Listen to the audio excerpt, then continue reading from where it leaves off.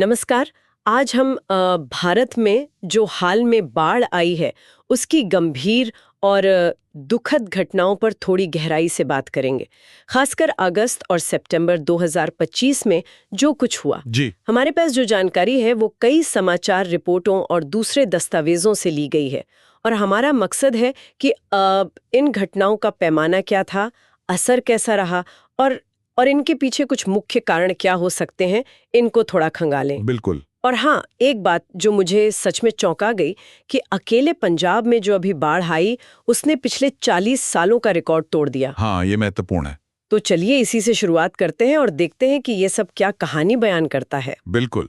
देखिए, ये जो अलग अलग जगहों पर बाढ़ की खबरें हम सुन रहे हैं, ये सिर्फ अलग अलग घटनाएं नहीं है। अच्छा। इन्हें अगर एक साथ रखकर देखें तो भारत के बदलते मौसम, खासकर मानसून के पैटर्न, फिर अलग अलग इलाकों की अपनी भौगोलिक कमजोरियां हैं और इसमें मानवीय गतिविधियों की भूमिका, इन सब का एक एक जटिल ताना बाना सा दिखता है। यानी सर्द पानी बरसने और नदी चढ़ने से कहीं ज्यादा गहरी बात है ये। निश्चित रूप से इन घटनाओं की बारीकियों को समझना इसलिए जरूरी है ताकि हम मौजूदा स्थिति की गंभीरता को ठीक से आंक सकें और भविष्य की चुनौतियों के लिए हम कितने तैयार हैं या नहीं, इसका भी अंदाजा लगा सकें। ठीक है, तो चलिए अगस्त 2025 की घटनाओं से शुरू करते हैं। सबसे पहले जम्मू और कश्मीर के किश्तवाड़ का जिक्र आता है। 14 अगस्त को वहां चोस्ती गांव में अचानक बादल फटा और भारी तबाही हुई। हाँ, किश्तवाड़ पहाड़ी इलाका है और वहां बादल फटने का मतलब है बहुत तेज अचानक बाढ़। आंकड़े तो सच में दिल दहलाने वाले हैं। कम से कम 67 लोगों की जान गई, करीब 300 लोग घायल हुए और 77 से ज्यादा लोग लापता बताए जा रहे हैं। बहुत दुखद भी शामिल है। सोचना भी मुश्किल है कि वहां क्या मंजर रहा होगा। देखिए, बादल फटना या क्लाउड बर्स्ट जैसा इसे कहते हैं, वो असल में एक बहुत छोटे से इलाके में बहुत कम समय में बेहिसाब बारिश का होना है। और पहाड़ी ढलानों पर संकरी घाटियों में ये पानी इतनी तेजी से जमा होता है कि वो अचानक भयंकर बाढ़ फ्लैश फ्लड की शक्ल ले लेता है। अच्छा। किश्तवाड़ की जो भौगोलिक बनावट है वो ऐसी है कि वहाँ इस तरह की घटना का असर कई गुना बढ़ जाता है। ये सिर्फ पानी की मात्रा का सवाल नहीं है, उस इलाके की ढलान, वहाँ निकासी का सिस्टम कैसा है, ये सब मायने रखता है। समझ गई। अब थोड़ा पूर्व की ओर चलते हैं। उत्तराखंड। 5 अगस्त को उत्तरकाशी जिले के हरसिल इलाके में भी ऐसी ही अचानक बाढ़ आई। हाँ, हरसिल वाली घटना, और वहां जहां तक मुझे पता है कारण पूरी तरह स्पष्ट नहीं बताया जा रहा। वही मैं देख रही थी। कम से कम 5 मौतें हुई और 50 से ज्यादा लोग लापता हैं। लेकिन ये साफ नहीं है कि ये बादल फटने से हुआ या कोई बड़ा भूस्खलन हुआ जिससे नदी का रास्ता रुक गया और फिर पानी छूटा, या फिर कोई ग्लेशियर की झील फट गई, वो GLOF जिसे कहते हैं। और यही बात हिमालयी क्षेत्र के जोखिम को रेखांकित करती है। ये पूरा इलाका भूगर्भीय रूप से बहुत संवेदनशील है, सक्रिय है। हाँ, यहाँ खड़ी ढलानें हैं, चट्टानें कच्ची हैं, ग्लेशियर पिघल रहे हैं, तो बादल फटने का खतरा तो है ही, साथ में भूस्खलन और ग्लेशियर झीलों के फटने GLOFs का जोखिम भी बहुत ज्यादा है। कई बार तो ये कारण एक साथ हो जाते हैं या एक के बाद एक, जिससे अचानक आने वाली बाढ़ और भी विनाशकारी हो जाती है। ये एक तरह से जोखिमों का कॉकटेल है। जोखिमों का कॉकटेल, ये वाकई चिंताजनक है। अच्छा, अब मैदानों की तरफ आते हैं। पंजाब। अगस्त में जो बाढ़ आई उसे पिछले 40 सालों में सबसे भयानक बताया जा रहा है। 40 साल? जी हाँ, और इसका पैमाना अभूतपूर्व था। आंकड़े देखी जाए, 23 से ज्यादा जिलों के 1400 से ज्यादा गांव प्रभावित हुए। बहुत बड़ा क्षेत्र है ये। करीब 2.5 लाख एकड़ खेती की जमीन पानी में डूब गई। बहुत। और सबसे बड़ी बात, अंदाजन 35 लाख लोग 3.5 मिलियन लोग किसी न किसी तरह से प्रभावित हुए। करीब 20,000 लोगों को बचाकर निकालना पड़ा। ये तो महाविनाश जैसा लगता है। बिल्कुल। और यहाँ एक बात और ध्यान देने वाली है कि सिर्फ भारी मानसून बारिश की वजह नहीं थी। हाँ, रिपोर्टों में ये भी कहा गया है कि रावी, ब्यास और सतलुज नदियों पर जो बांध हैं, उनसे काफी मात्रा में पानी छोड़ना पड़ा, जिससे स्थिति और बिगड़ गई। जी। लेकिन क्या ये पानी छोड़ना अप्रत्याशित था या ये सामान्य प्रक्रिया का हिस्सा था जो इस बार गलत हो गया? देखिए, बांधों से पानी छोड़ना वो बाढ़ नियंत्रण और जल प्रबंधन का एक स्थापित हिस्सा है, खासकर मॉनसून में जब पीछे से पानी ज्यादा आता है। हाँ। लेकिन पंजाब की इस घटना ने एक गंभीर सवाल खड़ा किया है। ये सिर्फ बारिश और बांध प्रबंधन का सामान्य मामला नहीं लगता।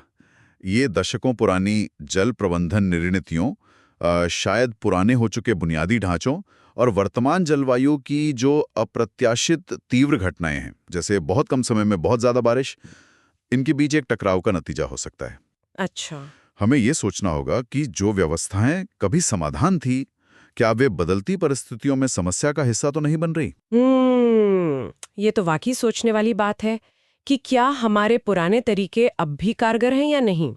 चलिए अब सितंबर की ताज़ा स्थिति देखते हैं।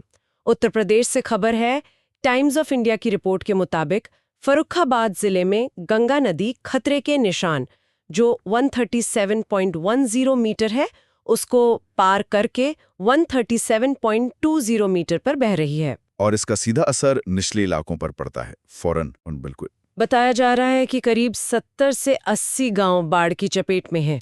और सिर्फ गंगा ही नहीं, पास में रामगंगा नदी भी खतरे के निशान के बिल्कुल करीब है और यमुना का जलस्तर भी कालपी और जालौन जैसे इलाकों में बढ़ रहा है। ये दिखाता है कि नदी तंत्र कैसे एक दूसरे से जुड़े होते हैं। गंगा जैसी मुख्य नदी में जब पानी बढ़ता है तो उसकी सहायक नदियों का पानी वो वापस ठेलने लगता है। इसे बैक वाटर इफेक्ट कहते हैं। ओह, अच्छा। जिससे उनका स्तर भी बढ़ जाता है और बाढ़ का असर कहीं ज्यादा बड़े इलाके में फैल जाता है। उत्तर भारत के मैदानों में ये पैटर्न अक्सर देखा जाता है, पर शायद इस बार तीव्रता ज्यादा है। और पंजाब में सितंबर में भी राहत मिलती नहीं दिख रही। पटियाला जिले के ही करीब 105 गांव अभी भी बुरी तरह प्रभावित हैं। घर, सड़कें सब पानी में डूबे हैं और हजारों एकड़ फसल बर्बाद हो चुकी है। फसल की बर्बादी का मतलब है किसानों की महीनों बल्कि सालों की मेहनत और कमाई का डूब जाना। इसका असर बहुत गहरा और लंबा होता है। और गुरदासपुर का हाल तो और भी चिंताजनक है। वहां 1,72,000 हेक्टेयर से ज्यादा फसल का नुकसान। पूरे पंजाब में देखें तो कुल 23 जिलों के 1,94,000 गांव प्रभावित हुए हैं और अब तक 21,929 लोगों को बचाया जा चुका है। एनडीआरएफ, सेना और न जाने कितनी ही एजेंसियां नावों के साथ दिन रात लगी हुई हैं। ये बचाव कार्य का पैमाना ही अपने आप में आपदा की भयावहता को बताता है। और ये ध्यान देने वाली बात है कि बाढ़ का असर पानी उतरने के बाद भी लंबे समय तक रहता है। कैसे? पीने के पानी की किल्लत, बीमारियां फैलने का डर, घरों की मरम्मत, मुआवजा मिलना और जो लोग विस्थापित हुए हैं उनका पुनर्वास, ये सब महीनों चलने वाली चुनौतियां हैं। इसी बीच एक और थोड़ी अजीब सी खबर आई है जम्मू पंजाब सीमा से। बाढ़ ने सीमा सुरक्षा बल बीएसएफ की 87 चौकियों को पानी में डुबो दिया है। हाँ, मैंने भी पढ़ा है। और करीब 110 किलोमीटर लंबी सीमा बाढ़ जो फेंसिंग होती है उसको भी नुकसान पहुंचा है। ये उन अप्रत्यक्ष प्रभावों में से है जिन पर अक्सर कम ध्यान जाता है। हाँ, बाढ़ सिर्फ नागरिकों और खेती को ही नहीं बल्कि देश के महत्वपूर्ण सुरक्षा बुनियादी ढांचे को भी भारी नुकसान पहुंचा सकती है। सीमा पर निगरानी में बाधा, घुसपैठ का खतरा बढ़ना, इसके कई गंभीर पहलू हो सकते हैं। ये दिखाता है कि ऐसी आपदाओं के प्रभाव कितने बहुस्तरीय होते हैं। वाकई है, तो मैंने सोचा ही नहीं था। अच्छा, उत्तराखंड के उत्तरकाशी से एक और अपडेट है। हरसिल आर्मी कैंप के पास हाल में एक भूस्खलन हुआ। उससे तेलगाड़ नाम की एक छोटी धारा का रास्ता रुक गया है और वहां एक अस्थायी झील बन गई है। ये एक टाइम बॉम्ब जैसी स्थिति हो सकती है। हाँ, हालांकि अधिकारी कह रहे हैं कि फिलहाल तत्काल खतरा नहीं है, पर वो लगातार नजर रखे हुए हैं। क्या इस पर नजर रखना आसान होता है ऐसे दुर्गम इलाकों में? ये बेहद चुनौतीपूर्ण होता है। ऐसी अस्थायी झीलें जो भूस्खलन के मलबे से बनती हैं, वो बहुत अस्थिर हो सकती हैं। अच्छा। अगर ये मलबा अचानक हटा या टूटा तो नीचे की तरफ तेजी से पानी का सैलाब आ सकता है, जिसे लेक आउटबर्स्ट फ्लड कहते हैं। ओह। हिमालय जैसे दुर्गम इलाकों में ऐसी जगहों तक पहुंचना, उनकी स्थिरता का आकलन करना और लगातार निगरानी करना, ये अपने आप में एक बड़ा लॉजिस्टिकल और तकनीकी चैलेंज है। लेकिन ये जरूरी है क्योंकि जरा सी चूक एक बड़ी तबाही का कारण बन सकती है। तो अगर हम इन सभी घटनाओं को किश्तवाड़, उत्तराखंड, पंजाब, उत्तर प्रदेश, सीमा पर असर और ये नई झील, इन सबको एक साथ देखें तो क्या तस्वीर उभरती है? ऐसा लग रहा है कि भारी मानसून, बांधों का प्रबंधन, बादल फटना, भूस्खलन, ये सब मिलकर पहाड़ों से लेकर मैदानों तक पूरे उत्तर भारत में एक अभूतपूर्व संकट पैदा कर रहे हैं। बिल्कुल सही कहा आपने। ये अलग अलग घटनाएं नहीं बल्कि एक बड़े और चिंताजनक पैटर्न का हिस्सा हैं। हमारे स्रोत सीधे तौर पर जलवायु परिवर्तन, बढ़ते शहरीकरण या जमीन के इस्तेमाल में बदलाव का जिक्र नहीं करते, लेकिन व्यापक संदर्भ में देखें तो इन कारकों की भूमिका से इनकार नहीं किया जा सकता। ये सभी बाढ़ की बारंबारता मतलब फ्रीक्वेंसी और तीव्रता मतलब इंटेंसिटी को बढ़ाने में योगदान दे सकते हैं। अभी तो जोर बचाव और राहत पर है, लेकिन जो बुनियादी ढांचा तबाह हुआ है, जो फसलें बर्बाद हुई हैं और जितने बड़े पैमाने पर लोग विस्थापित हुए हैं, ये सब मिलकर इसे सिर्फ एक तात्कालिक आपदा नहीं बल्कि एक लंबे समय तक चलने वाली सामाजिक आर्थिक चुनौती बना देते हैं। तो आज हमने भारत में हालिया बाढ़ की एक कह सकते हैं भयावह तस्वीर देखी। किश्तवाड़ और उत्तराखंड में अचानक आई तबाही, पंजाब में 40 साल का रिकॉर्ड तोड़ने वाली बाढ़, उत्तर प्रदेश में उफनती नदियां, लाखों लोगों का प्रभावित होना, अरबों की फसल का नुकसान और यहाँ तक कि सीमा चौकियों का डूब जाना।